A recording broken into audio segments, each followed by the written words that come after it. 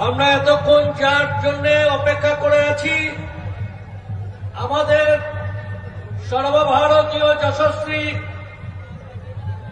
সভাপতি এবং নেতা, আমার তো যুব মোর্চার সময় উনি যুব মোর্চারও নেতা ছিলেন, সেই জেপি নাড্ডাজি সাংসদ, উনি আপনাদের সামনে এবার কিছু বক্তব্য রাখবেন। নাড্ডাজি।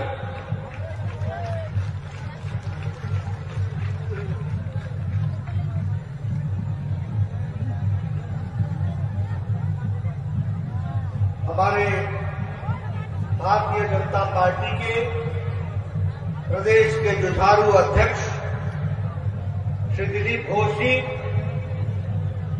हमारे राष्ट्रीय महामंत्री और बंगाल के प्रभारी श्री कैलाश विजयवर्गीय जी, हमारे राष्ट्रीय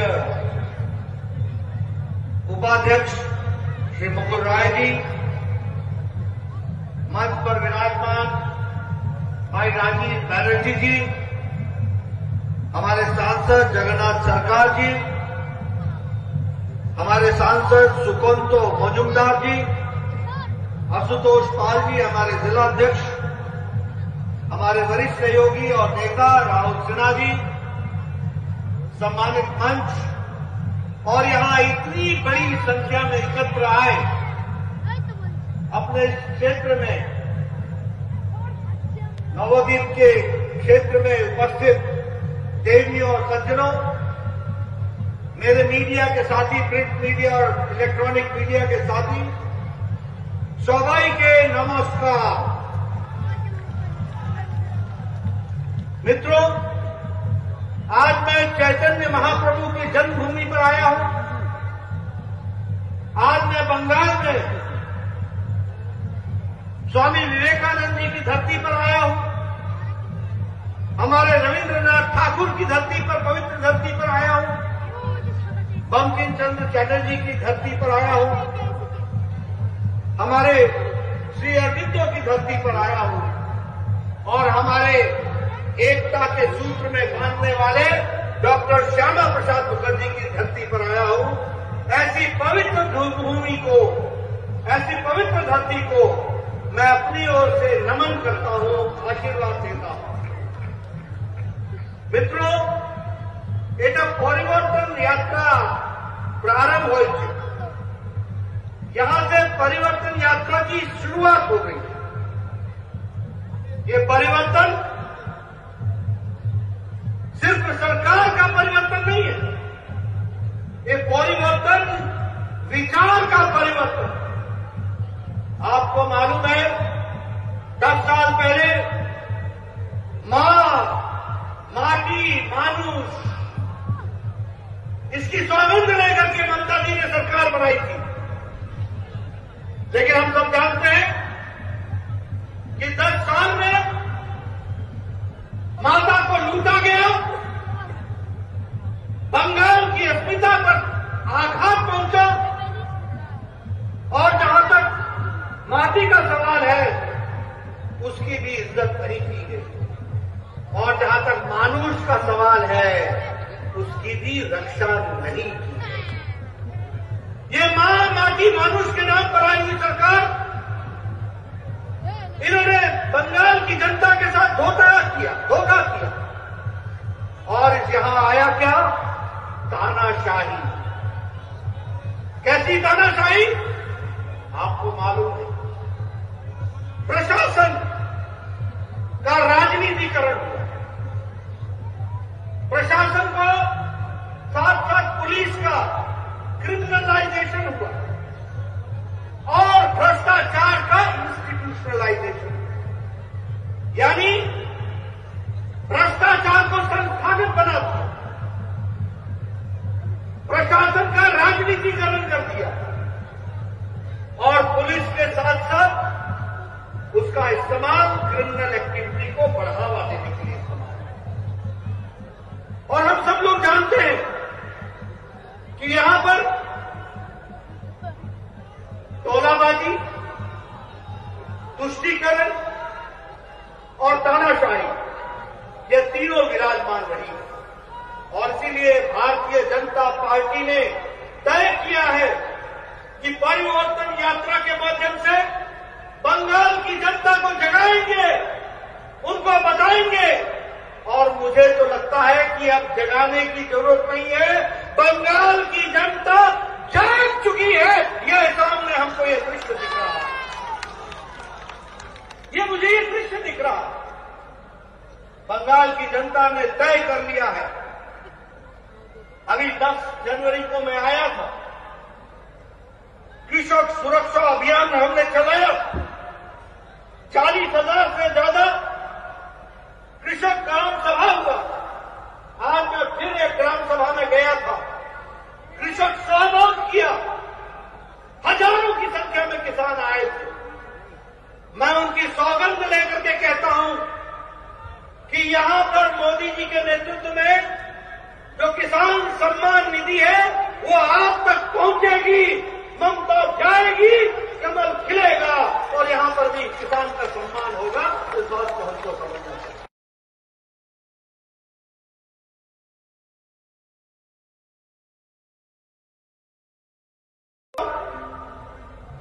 तो मैं श्यामा प्रसाद मुखर्जी की बात इसलिए करता हूं कि उन्होंने नहीं सिर्फ बंगाल की रक्षा की।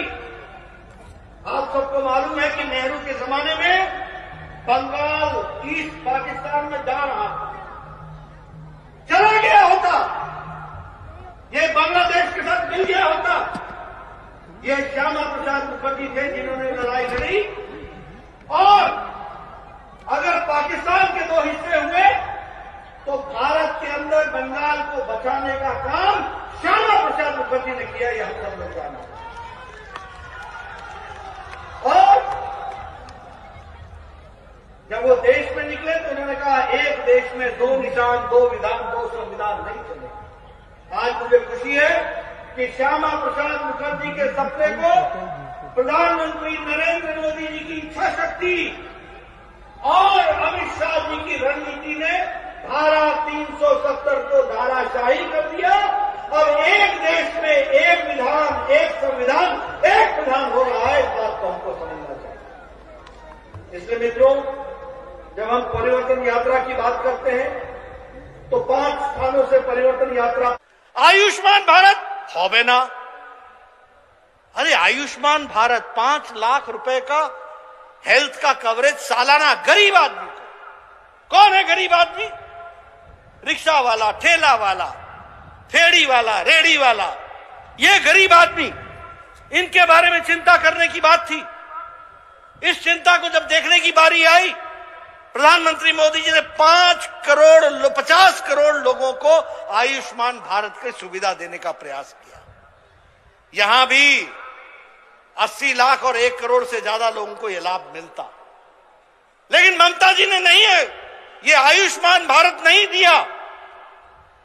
मैं जानना चाहूंगा, परिवर्तन यात्रा में हमारे एक एक नेता बंगाल की जनता को बताएं, उनके स्वास्थ्य की चिंता मोदी जी ने की थी। ममता बीच में अड़ंगा बनकर के खड़ी रही। अब ममता जाएगी, अड़ंगा खत्म होगा, रास्ते का रोड़ा खत्म होगा और मोदी जी का आयुष्मान भारत सीधे सीधे बंगाल की जनता को मिलेगा। ये बात मैं आपके साथ कहना चाहता हूं। प्रधानमंत्री किसान सम्मान निधि, आज तक लगभग 70 लाख किसानों को यह पैसा मिल जाता। कितना मिलता? एक एक किसान को 14,000 रुपए मिलता। 1 साल का 6,000, 2 साल का 12,000 और इस साल 2021 की पहली किस्त 14,000 मिलना था 70 लाख किसानों को। ममता जी, चाइना होवे ना, यहां चाहिए नहीं, यहां होगा नहीं। अब ममता जी जाएंगी और सीधे सीधे 70 लाख किसानों को उनका अपना ये प्रधानमंत्री किसान सम्मान निधि उनको मिलेगी और उनके विकास में हम योगदान करेंगे। इस बात को हमको समझना चाहिए। यह है परिवर्तन, जिस परिवर्तन की हम बात कर रहे हैं। ये कैसी सरकार है? टोलाबाजी की सरकार, तानाशाही की सरकार। हमारे लगभग 130 लोग मारे गए हैं, 300 से ज्यादा लोगों पर अटैक हुआ है। ये कैसी सरकार है? इस सरकार को जाना होगा। और तो और छोड़िए, जब ये हमारे ऊपर अटैक कर सकते हैं तो मैं समझ सकता हूं कि साधारण आदमी की बंगाल में क्या हालत होगी। अभी ममता जी जहां मेरी रैली होती है वहां दोनों पीसी और भाईपो दोनों के पोस्टर दोनों तरफ लग जाते हैं, नमस्ते करते हुए मेरा स्वागत करते हैं। मैं उनका धन्यवाद करता हूं। जहां जाओ मेरे पोस्टर हटा देंगे, मेरे पोस्टर हटा देंगे और एक तरफ पीसी एक तरफ भाईपो, स्वागतम स्वागतम। और जब मैं जाने लगता हूं तो कहते हैं धन्यवाद धन्यवाद। ये यहां का हालचाल हो गया मित्रों। और आपको मालूम है यहां की संस्कृति की रक्षा की बात ममता जी करती है। ये परिवर्तन की बात है। ये अरविंदो की धरती है, ये विवेकानंद ठाकुर की धरती है, ये विवेकानंद जी की धरती है, ये रविंद्रनाथ ठाकुर की धरती है, ये बंकिम चंद्र चटर्जी की धरती है, ये पुण्य लोगों की धरती है, ये चैतन्य महाप्रभु की धरती है। यहां की संस्कृति ममता जी आप नहीं संभाल सकोगी। इसकी संस्कृति की रक्षा करेंगे तो भारतीय जनता पार्टी के लोग करेंगे, ये हमको समझना चाहिए। आप तो जिस तरीके से मेरे नामों के आगे विशेषण लगाती हैं वह बताता है कि आपकी खुद की संस्कृति क्या है। वो बताता है कि आपने बंगाल की संस्कृति का निरादर किया। बंगाल की संस्कृति की रक्षा तो प्रधानमंत्री मोदी जी कर रहे हैं। जब सुभाष चंद्र बोस जी के जन्मदिन को जिस तरीके से मनाया जा रहा है, उनको याद किया जा रहा है। इतने साल आप कांग्रेस पार्टी में रही, इतने साल कांग्रेस पार्टी ने केंद्र में और यहां राज किया, कहां भूल गए थे सुभाष चंद्र बोस जी को? और अब क्यों याद आ रहा है? अब इसलिए याद आ रहा है क्योंकि प्रधानमंत्री मोदी जी ने याद किया है। इस बात को हमको समझना चाहिए मित्रों। जहां तक विकास का सवाल है, आयुष्मान भारत, उज्ज्वला योजना, सौभाग्य योजना, स्वच्छता अभियान, सभी अभियानों को अगर आप देखिए तो आप पाएंगे कि भारतीय जनता पार्टी, आदरणीय प्रधानमंत्री मोदी जी ने एनडीए की सरकार में देश को एक लंबी छलांग लगा करके विकास के साथ जोड़ने का प्रयास किया। बंगाल उसमें पिछड़ रहा है। बंगाल क्यों पिछड़ रहा है? बंगाल इसलिए पिछड़ रहा है क्योंकि बंगाल को चलाने वाला नेतृत्व इन चीजों के प्रति प्यार नहीं रखता है। आज ममता जी मुख्यमंत्री हैं और वो महिला है, और सबसे ज्यादा महिलाओं की ट्रैफिकिंग बंगाल में हो रही है। नेशनल क्राइम रिकॉर्ड ब्यूरो इसके एनसीआरबी का रिकॉर्ड नहीं दे रही है। अगर रेप केसेस देखें, बलात्कार के केसेस देखें तो सबसे ज्यादा बंगाल में। अगर डोमेस्टिक वायलेंस के केसेस देखें तो सबसे ज्यादा बंगाल में। बंगाल की मुख्यमंत्री महिला हो और महिलाओं की इज्जत ना हो, अगर ऐसी परिस्थिति बनी हुई है तो हमें परिवर्तन चाहिए, परिवर्तन चाहिए, परिवर्तन चाहिए। और यही परिवर्तन की आवश्यकता है। प्रधानमंत्री मोदी जी ने अम्फान में पहले 1000 करोड़ रुपए और बाद में 1700 करोड़ रुपए, 2700 करोड़ रुपए दिए। एटा हिसाब होई ना, जानी ना ये किसके पॉकेट में गया? एटा cut money, cut money, cut money. ये किसके पॉकेट में गया? और आप देखिए हाई कोर्ट ने कहा, हाई कोर्ट ने क्या कहा? हाई कोर्ट ने कहा कि सीएजी, कंट्रोलर और ऑडिटर जनरल से इसकी ऑडिटिंग कराओ। मोदी जी का पैसा मोदी जी ने दिया बंगाल की जनता के लिए, अम्फान के रिलीफ के लिए। खा गए, अनाज खा गए, तिरपाल चोरी कर ली, सब कुछ कर लिया, कट मनी ले लिया, हिसाब किताब नहीं दिया। जब हाई कोर्ट ने ऑर्डर किया तो ममता जी सुप्रीम कोर्ट में चली गई हाई कोर्ट के ऑर्डर के खिलाफ। यानी प्रदेश का नेता ईमानदारी लाने के बजाय बेईमानी को प्रश्रय दे रहा है। ममता जी ए तो भय कैनो, इतना भय क्यों लग रहा है? क्या गलती की है, क्या चोरी की है, क्या खाया है?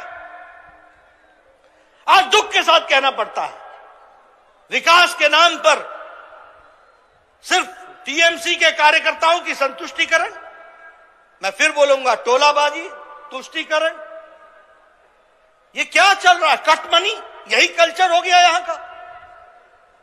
प्रधानमंत्री मोदी जी ने 80 करोड़ की जनता को कोरोना के दौरान 5 किलो गेहूं, 5 किलो चावल और 1 किलो दाल प्रति व्यक्ति के हिसाब से दिया, 80 करोड़ की जनता को। लेकिन जब बंगाल की बात आई तो चावल कहां मिला? टीएमसी के कार्यकर्ताओं के घर में मिला। दाल कहां मिली? तो टीएमसी के घर के कार्यकर्ताओं के घर में मिली। ये क्या है? और ममता जी बोल रही है हमार शासन, हमार शासन। अपनी शासन जाएगा, आपका शासन जाएगा। अब भारतीय जनता पार्टी की सरकार बनेगी, कमल खिलेगा, बंगाल मुख्य धारा में शामिल होकर के आगे बढ़ेगा। इस बात को हमको समझना चाहिए और यही परिवर्तन यात्रा है। मुझे समझ में नहीं आता, हमने नारा नहीं लगाया, लोगों ने नारा लगाया जय श्री राम का। लेकिन जय श्री राम के नारे से इतनी नफरत क्यों? क्या दिक्कत है? क्या भारत की संस्कृति के साथ जुड़ना गलत है? क्या अपने महापुरुषों को याद करना गलत है? क्या अगर कोई नारा दे देता है तो इतना गुस्सा लाल पीला होएगा? इतना गुस्सा काहे का? मित्रों, ये बताता है कि इन लोगों को राजनीति संस्कृति से ऊपर है।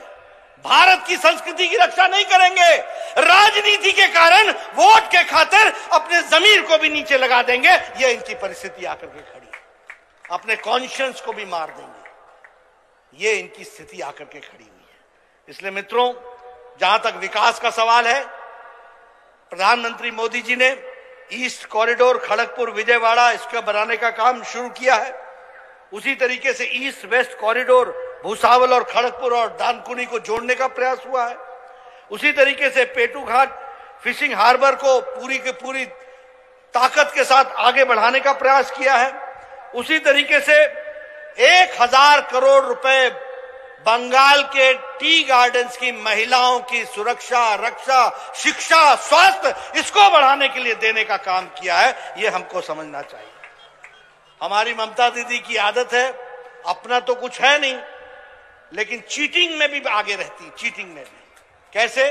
हमारा स्वच्छ भारत, हमारा मोदी जी का पैसा, एक है बंगाल निर्मल बांग्ला, नाम अब बदल दिया, सिर्फ नाम बदल दिया, काम मोदी जी का, नाम ममता का। ये सरकार चला रहे।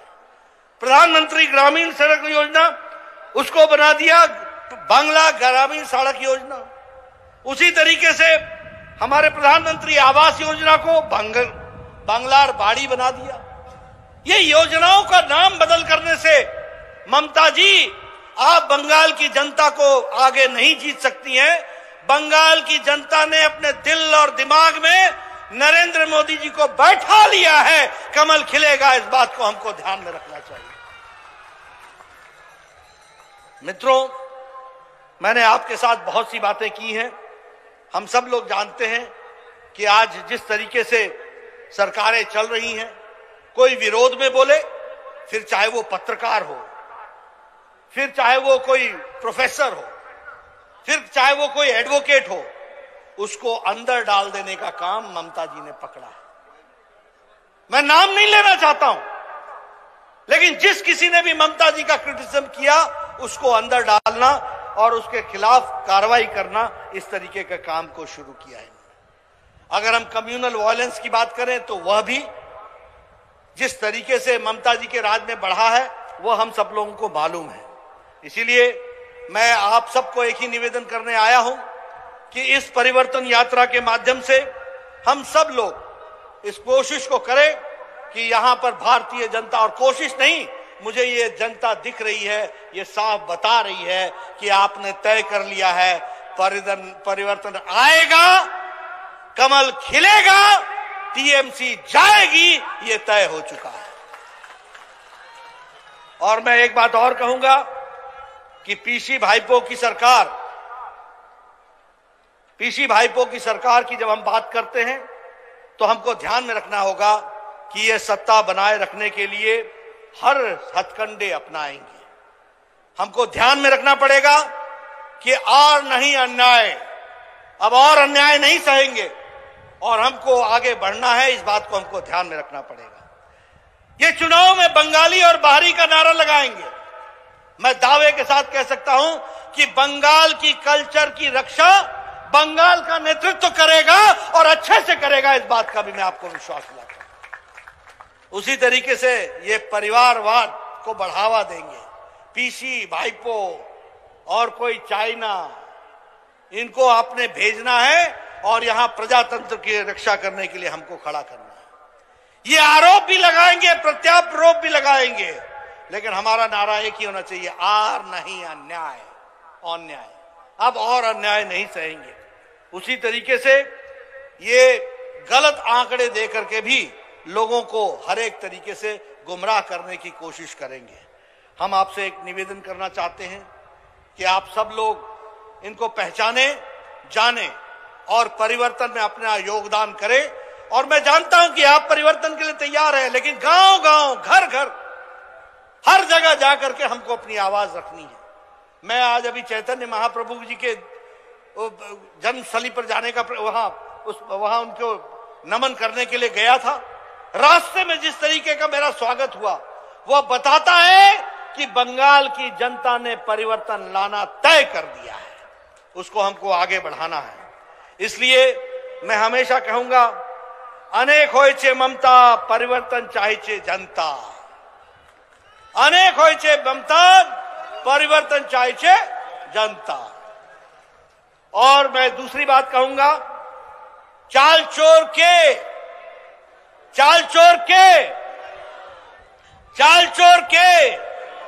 तिरपाल चोर के, राशन चोर के, गोरू चोर के, देखिए मैंने नहीं कहा, लेकिन जनता ने कहा। यह जनता की आवाज है। इनको बताना पड़ेगा कि ये जिस तरीके की राजनीति कर रहे हैं, इनको बंगाल की जनता ने नमस्ते कह दिया है। परिवर्तन आएगा। आप सब लोगों के सहयोग से हम इस परिवर्तन को लेकर के चलेंगे। मोदी जी के नेतृत्व में जहां देश आगे बढ़ रहा है, वहीं इस चुनाव में बंगाल भी भारतीय जनता पार्टी की सरकार आकर के यहां भी विकास होगा। और जो मोदी जी की स्कीम्स हैं, जिनको यहां रुकावट बनी है, वो रुकावट हटेगी, विकास होगा, सुशासन आएगा, भ्रष्टाचार जाएगा, सबका साथ, सबका विकास और सबका विश्वास मिलेगा। इस बात को हमको ध्यान में रखना चाहिए। इसलिए आप सब लोग पूरी ताकत के साथ इस परिवर्तन यात्रा में जुड़े, यही मेरा निवेदन है। 5 स्थानों से परिवर्तन यात्रा निकलेगी। अगले 2-3 दिनों बाद मैं फिर आऊंगा, अगली परिवर्तन यात्रा को भी प्रारंभ करूंगा। हमारे गृह मंत्री अमित शाह जी आएंगे, वह भी 2 यात्राओं का परिवर्तन यात्रा की शुरुआत करेंगे। और यहां बंगाल में एक एक जिले से होते हुए परिवर्तन यात्रा निकलेगी। उसका हम सहयोग करें, समर्थन करें। बंगाल में जो नई हवा भारतीय जनता पार्टी के पक्ष में और ममता जी को नमस्कार करने के लिए आतुर है, उसका हम समर्थन करें, उसको हम ताकत प्रदान करें। इन्हीं शब्दों के साथ बहुत बहुत